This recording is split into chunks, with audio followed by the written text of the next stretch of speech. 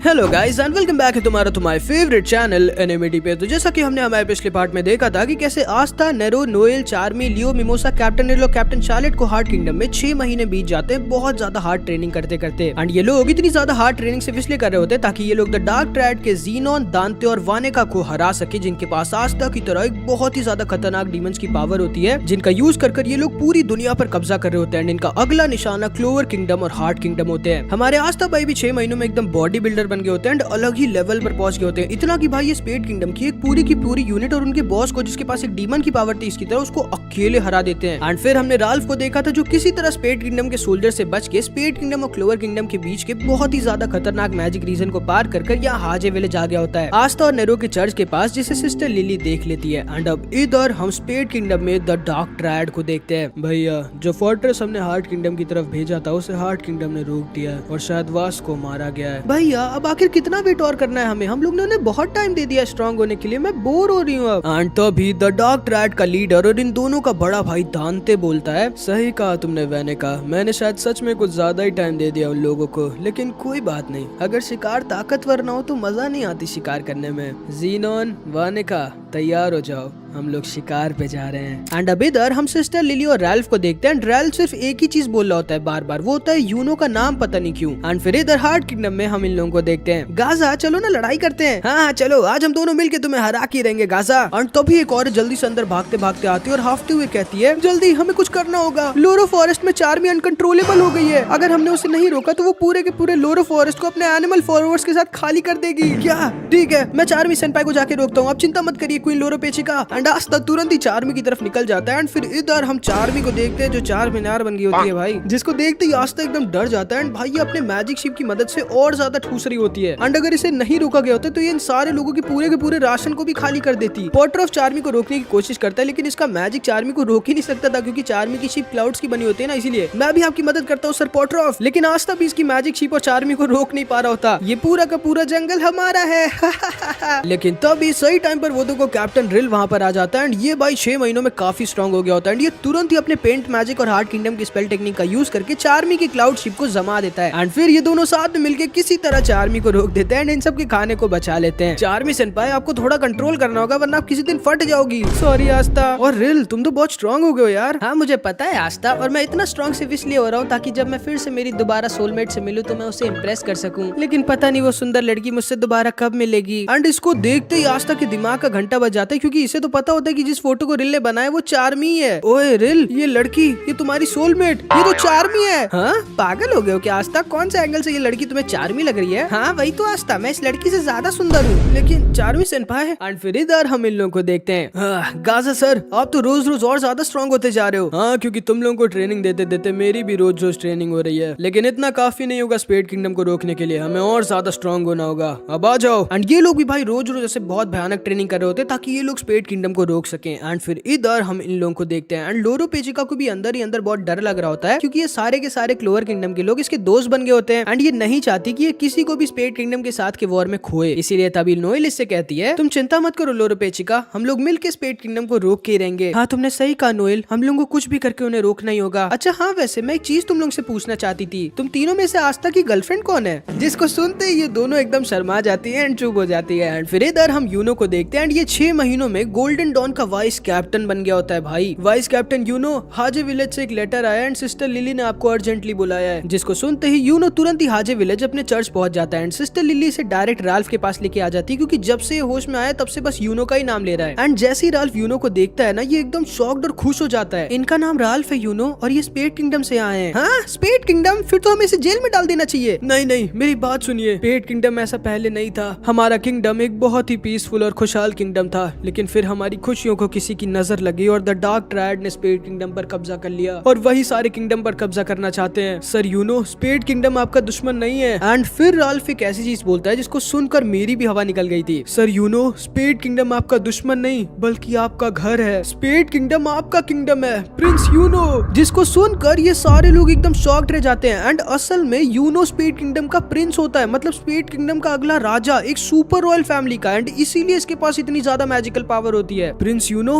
आपके पास the wind spirit है, फिर तो आप हमारे किंग और आपके पापा सील से भी ज्यादा स्ट्रॉन्ग है। एक मिनट, अगर यूनो स्पेड किंगडम का प्रिंस है तो फिर आस्था कौन है? क्योंकि वो भी मुझे यूनो के साथ उसी दिन चर्च के सामने मिला था। आस्था? मैं नहीं जानता कि आस्था कौन है। मुझे बस इतना पता है कि ये हमारे प्रिंस यूनो है और हमारी आखिरी होप जो स्पेड किंगडम में वापस से खुशियां ला सकते हैं। और तुम्हें ये कैसे पता है कि मैं ही वो हूँ जिसे तुम ढूंढ रहे हो? क्योंकि आप बिल्कुल हमारे किंग सील की तरह दिखते हैं और ये मैजिक स्टोन ये किंग सील ने आपको आपके बर्थडे पे दिया था। और मैं कैसे ये मान लूं कि तुम जो भी कह रहे हो वो सच है? मुझे पता था कि आप मेरा विश्वास इतनी आसानी से नहीं करेंगे प्रिंस यूनो, इसीलिए मैं आज आपको आपका पूरा पास दिखा देता हूँ। एंड तब रैल्फ अपने मैजिक से यूनो को उसका पास दिखाता है। एंड यूनो सच में आज से लगभग 17 साल पहले स्पेड किंगडम में पैदा हुआ था। एंड इसकी मम्मी का नाम लॉयस था और इसके पापा का नाम सील, जो कि स्पेड किंगडम के किंग थे। यूनो के जन्म पे इसके पापा ने इसे मैजिक स्टोन दिया था। एंड यूनो के बर्थ की न्यूज को सुनते ही पूरे के पूरे स्पेड किंगडम में खुशी की लहर दौड़ जाती है। बहुत ही बड़ा फेस्टिवल मनाया जाता है जिसको पूरा का पूरा स्पेड किंगडम मनाता है। यूनो बचपन में बहुत रोतुड़ू था, लेकिन ये किंग सील और लॉयस के जान का टुकड़ा था। रैल्फ और रैल्फ के पापा किंग सील के रॉयल गार्ड्स होते, जिनकी सिर्फ एक ही ड्यूटी थी, यूनो की और उसकी फैमिली की प्रोटेक्शन करना। इनका किंगडम बहुत ही ज्यादा खुशहाल और पीसफुल था, लेकिन फिर एक दिन एंट्री होती है जोग्राटिस फैमिली की, दांते, ज़ीनोन और वानिका, जो कि थोड़े ही दिनों में स्पेड किंगडम को धोखा देके अपने डेमन की पावर को यूज करके सारे लोगों को मारने लगते हैं जो भी इनके सामने आते हैं। एंड क्योंकि इनके पास डीमन की पावर होती है, इसलिए इन्हें कोई रोक भी नहीं पा रहा होता। दांते यूनो के पापा और मम्मी को खत्म कर देता है, लेकिन यूनो को सही टाइम पर रैल्फ के पापा वहाँ से लेके भाग जाते हैं। पापा अब कहाँ जा रहे हैं? स्पेड किंगडम से बहुत दूर। रैल्फ, शायद आज तुम मुझे आखिरी बार देख रहे हो बेटा, अपना ख्याल रखना और अपनी ड्यूटी को कभी मत भूलना। एंड ये कह के रैल्फ के पापा किसी तरह स्पेड किंगडम से निकल जाते हैं, लेकिन स्पेड किंगडम के सोल्जर्स इसके पीछे पड़े होते हैं। एंड इवन दो रैल्फ के पापा बहुत ज्यादा इंजर्ड हो गए होते हैं, लेकिन फिर भी ये किसी तरह कई हफ्तों तक बिना कुछ ना खाए ना पिए चलते चलते स्ट्रॉन्ग मैजिक रीजन को पार कर क्लोवर किंगडम आ जाते हैं। एंड अपनी आखिरी बची कुची मैजिक का यूज कर यूनो को इस हाजे विलेज के चर्च के सामने छोड़ देते हैं। फिर ये वहाँ से बहुत दूर भाग जाते हैं, क्योंकि स्पेड किंगडम के सोल्जर्स अभी भी इनके पीछे पड़े थे। एंड क्योंकि ये कुछ भी करके स्पेड किंगडम के सोल्जर्स को यूनो के पास नहीं जाने देना चाहते थे। एंड फिर भागते भागते जब ये हाजे विलेज से बहुत दूर आ जाते हैं और इनको पक्का हो जाता है कि यूनो अब सेफ है, तब रैल्फ के पापा अपनी जान को कुर्बान कर देते हैं। एंड यूनो के कंधे पर स्पेड किंगडम की जिम्मेदारी को छोड़कर चले जाते हैं। यूनो समझ जाता है कि रैल्फ ने उसे जो भी कुछ बताया है वो सब सच है, और यूनो अपने पास्ट और अपने मम्मी पापा के बारे में जानकर बहुत दुखी हो जाता है। प्रिंस यूनो, हमें कुछ भी करके द डार्क ट्रायड को हराना होगा, वो बहुत ज्यादा खतरनाक है। एंड तभी अचानक से यूनो का फोन बजता है। वाइस कैप्टन यूनो, जल्दी वापस आइए, गोल्डन डॉन के बेस पर अटैक हो गया है। जिसको सुनते ही यूनो एकदम शॉक्ड रह जाता है। एंड असल में द गोल्डन डॉन के बेस पर जो क्लोवर किंगडम के बीचों बीच होता है, उस पर अटैक पता है किसने किया होता है? द डार्क ट्रायड के एक मेंबर ज़ीनोन ने। एंड भाई ये डायरेक्ट गोल्डन डॉन के बेस पर आ गया होता है, कुछ डर ही नहीं मतलब। एंड इसके साथ इसके दो सोल्जर्स काक और रूबी होते हैं, जो कि द डार्क डिसाइबल होते हैं। एंड इनके पास भी डीमन की पावर होती है। यूनो तुरंत ही अपने बेस की तरफ निकल जाता है। एंड ये सारे लोग इन पर मिलकर अटैक कर देते हैं, लेकिन भाई इन दोनों के ऊपर इनके अटैक का कुछ असर ही नहीं होता। एंड ज़ीनोन वो तो वहाँ पर था ही नहीं, पता नहीं कहाँ गायब हो गया था। एंड तभी काक कहता है, आओ देखते हैं तुम लोग कितने स्ट्रॉन्ग हो,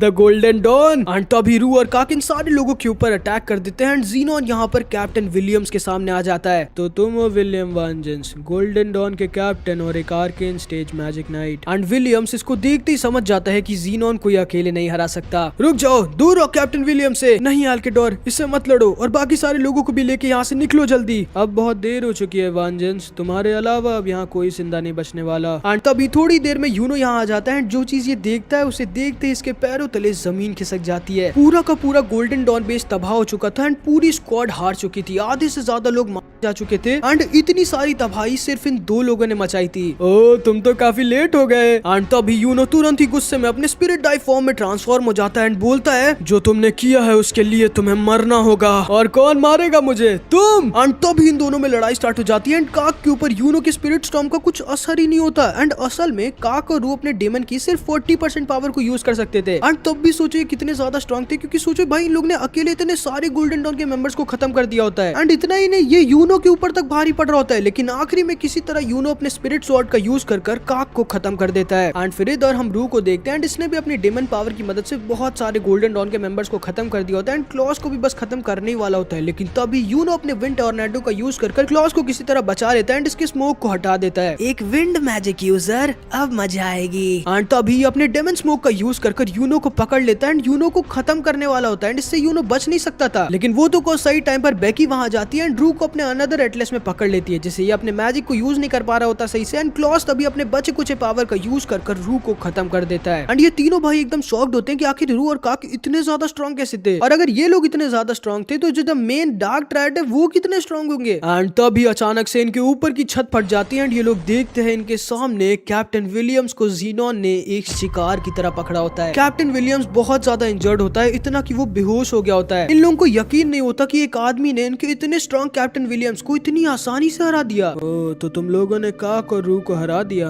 खैर ये लोग थे भी बहुत वीक। एंड तभी बेल कहती है जल्दी से स्पिरिट डाइव में ट्रांसफॉर्म हो जाओ, ये आदमी बहुत खतरनाक है। एंड तभी ज़ीनोन इन लोगों के ऊपर भी अपने बोन मैजिक से अटैक कर देता है, जो कि लगभग अनस्टॉपेबल होता है और बहुत ज्यादा फास्ट होता है। तो किसी तरह अपने स्पिरिट स्वॉर्ड का यूज कर ज़ीनोन के अटैक को रोक देता है, लेकिन ये दोनों उसके अटैक को नहीं रोक पाते हैं, बहुत ज्यादा इंजर्ड हो जाते हैं, इतना कि इन लोगों का बचना अब नामुमकिन था। बहुत ज्यादा गुस्सा आ जाता है, लेकिन अंदर ही अंदर इसे डर भी लग रहा होता है। ये फुल स्पीड में अपनी स्पिरिट स्वॉर्ड से ज़ीनोन के ऊपर अटैक कर देता है, लेकिन ज़ीनोन को छू तक नहीं पाता। एंड तभी ज़ीनोन इससे कहता है, तो ये है तुम्हारी फुल पावर, हाँ अब मैं तुम्हें अपनी थोड़ी सी पावर दिखाता हूँ। एंड तभी ज़ीनोन अपने डीमन को यूनो के सामने दिखाता है, जिसको देखते ही यूनो की मानो सांसें रुक जाती हैं। मैं मानता हूँ तुम स्ट्रॉन्ग हो, लेकिन मेरे सामने तुम कुछ भी नहीं। एंड तभी ज़ीनोन यूनो पर अपना पहला और फाइनल ब्लो लैंड कर देता है। थोड़ी ही देर बाद रैल्फ भी फुल स्पीड में गोल्डन डॉन के बेस पर आ जाता है, जो कि पूरा तबाह हो चुका था। हर तरफ बस सन्नाटा था, मानो रैल्फ किसी कब्रिस्तान में आ गया हो। रैल्फ को सिर्फ एक आवाज आ रही होती है, वो होती है बेल के रोने की। एंड ये भी धीरे धीरे गायब हो रही होती है, क्योंकि यूनो धीरे धीरे मर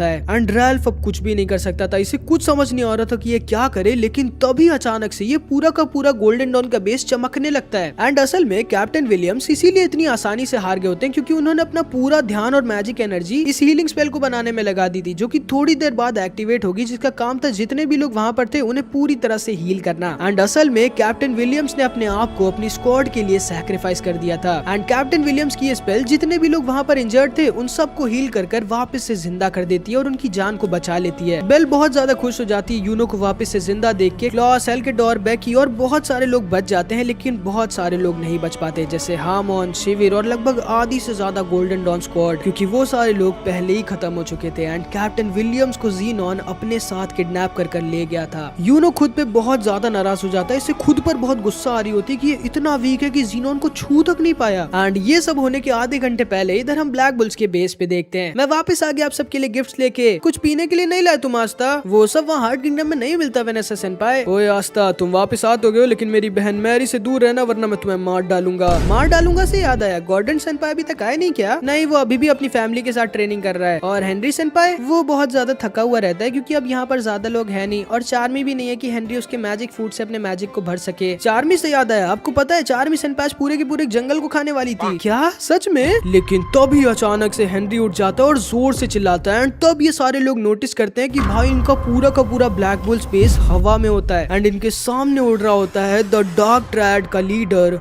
दांते। लगता है यामिसु के हीरो अभी है नहीं, कोई बात नहीं, तब तक मैं तुम लोगों के साथ खेल लेता हूँ थोड़ा द ब्लैक बुल्स। हेनरी और गॉज तुरंत ही इसके ऊपर अटैक कर देते हैं, लेकिन तभी दांते अपनी मैजिक स्पेल का यूज करता है, डेविल ग्रेविटी पुश।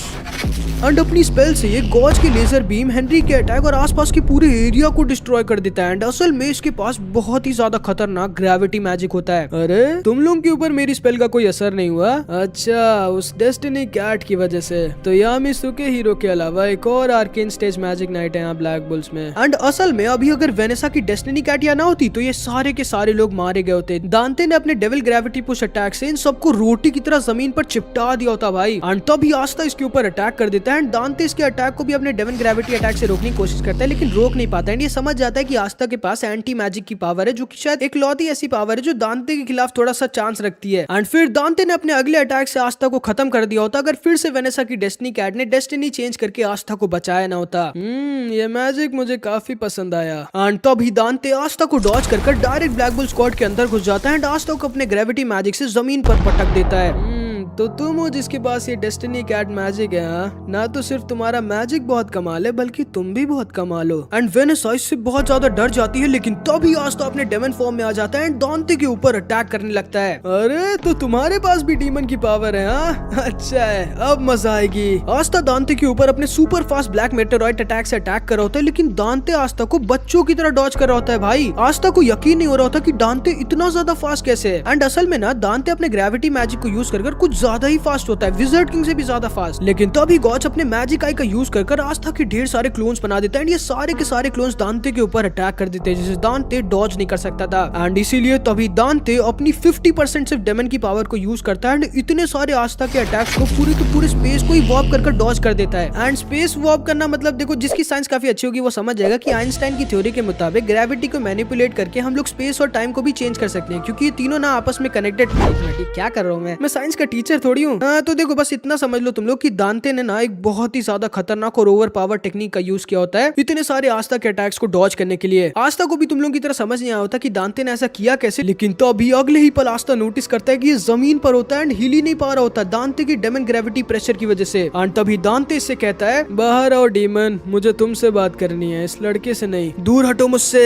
लगता है तुम्हारे अंदर का डीमन बहुत डरपोक और वीक है बच्चे, इसीलिए वो डर के मारे बाहर ही नहीं आ रहा। तो क्यों ना तुम भी हमसे हाथ मिला लो, आखिर में तुम्हारे पास भी हमारी तरह एक डीमन की पावर है। लेकिन तभी आस्था बोलता है, नहीं, मैं तुम लोगों की तरह एक डीमन नहीं बल्कि एक इंसान हूँ, वो इंसान जो तुम सारे डीमंस को रोकेगा। ऐसा है क्या? एंड तभी दांते ने अपने इस अटैक से आस्था को फिर से खत्म कर दिया होता अगर फिर से वेनेसा की डेस्टिनी कैट ने आस्था को बचाया ना होता। अब तुम मुझे गुस्सा दिला रही हो मेरी जान। एंड तभी दांते अपनी 60% डेविल पावर का यूज करता है एंड वेनेसा की डेस्टिनी कैट को गायब कर देता है। वेनेसा एकदम डर जाती है एंड समझ जाती है कि ये सारे मिलके भी दांते को नहीं हरा सकते। एंड क्योंकि वेनेसा की डेस्टिनी कैट भी अब जा चुकी थी, इसीलिए दांते अपने अगले अटैक से आसानी से ब्लैक बुल्स के पूरे बेस को तबाह कर देता है। एंड फिर अपने मैजिक से दांते इन तीनों को पकड़ लेता है। एंड असल में दांते अपने डेमन ग्रेविटी मैजिक की मदद से ग्रेविटी को इस तरह मैनिपुलेट कर सकता है कि वो अपने आसपास की चीजों को जैसे चाहे वैसे कंट्रोल कर सकता है, बिल्कुल साइकिक पावर्स की तरह। दांते एक बड़ी सी चट्टान को तोड़ मरोड़ कर एक बड़ी सी स्वॉर्ड बना देता है एंड आस्था से कहता है, अब ध्यान से लाचार होके देखो अपने टीममेट्स को अपने सामने मरते हुए। नहीं, रुक जाओ, तुम मुझे रोक सकते हो अगर तुम अपने अंदर के डीमन को बाहर आने दो तो। नहीं, रुको। नहीं, फिर ठीक है। नहीं, रुको।